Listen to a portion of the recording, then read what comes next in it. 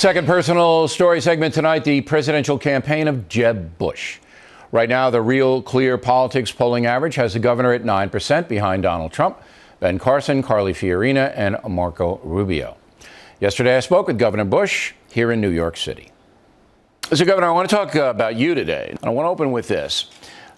Were you surprised that the campaign this time around opened with this populist anger? These people are really furious on the Republican side about President Obama and his policies, to the extent that outsiders, not seasoned politicians like yourself, are now dominating in the polls. I think the anger towards President Obama is legitimate, but I think it's also an anger against D.C. My challenge is to share the Jeb story, talk about my record of accomplishment, who I am, and give people a sense that I could disrupt Washington the way I disrupted Tallahassee.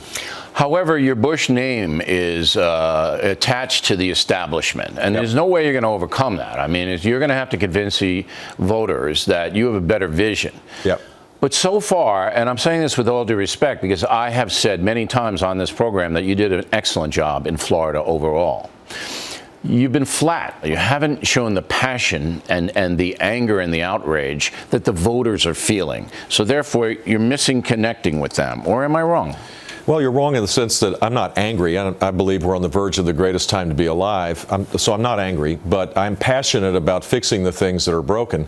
And I tell the story as governor of Florida, where we balanced budgets 8 years, led the nation in job growth 7 out of 8 years.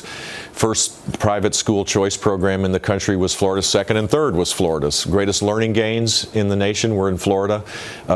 We reduced the state government workforce by 11%. I took on the teachers union, the government unions, and I won. And I can tell that story, and you could see how people then begin to relate to that skill, those experiences mattering. But here's the problem with that. All of the things that you say are true, but Kasich has the same story in Ohio.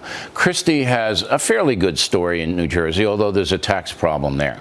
But the voters want you yourself, Jeb Bush, to be as angry as they are, and you are not.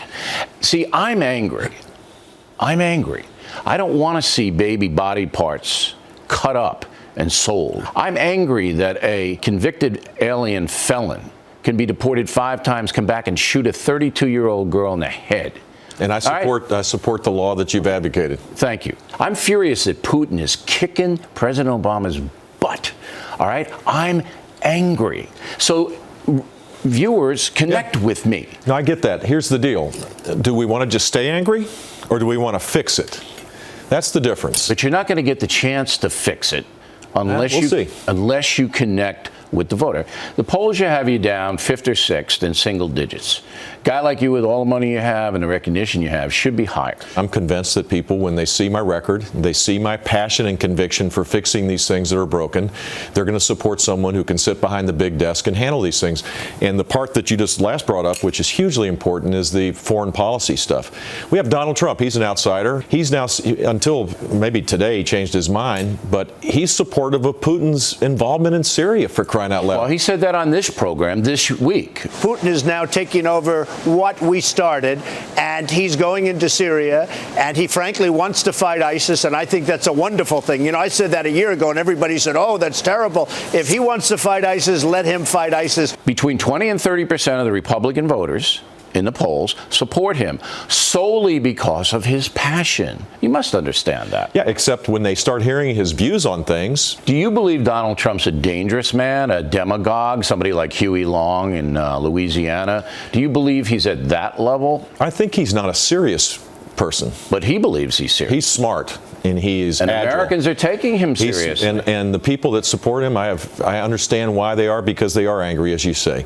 But he's not a serious candidate. If he was, he wouldn't be having these views on foreign policy that would destabilize the world. But here's why you may be wrong about his candidacy not being serious, because the media has bought into his candidacy. They don't particularly like him.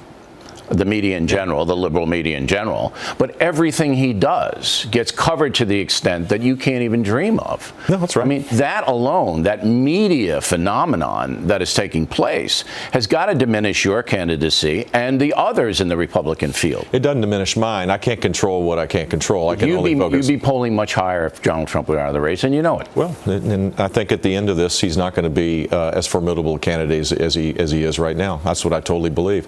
Because I don't think people are going to want to have someone who has a view, for example, of deporting 12 million people over 2 years. It'll cost hundreds of billions of dollars. Well, it could never happen. The courts would never allow it to happen. And I told Mr. Trump that. Well, you're the only guy that's actually, standing up to him. Everybody else lets him. I stand up to him, but I think he's been good for the political process. Hey, you know where he's been good? He brings people in. Those last two debates, 25 million and 23 million. That's it. That's Donald Trump, and I give him credit for that. And I want our politicians to be as outspoken as Donald Trump. I just got to tell my story. 4.4% growth. We created 1.3 million jobs. People's income rose during my time. Florida was better off because I applied conservative leadership consistently. And when you get closer to this is what starts to matter. The show is fun. Look, it's entertaining to see him disparage people, I'm sure. But there's a point past which you just can't keep saying that people are idiots. Final question. How's your father? My dad's doing well. Thanks for asking. He's we all recovering. admire your father. His whole career and his World War II service and just the kind of gentleman he is.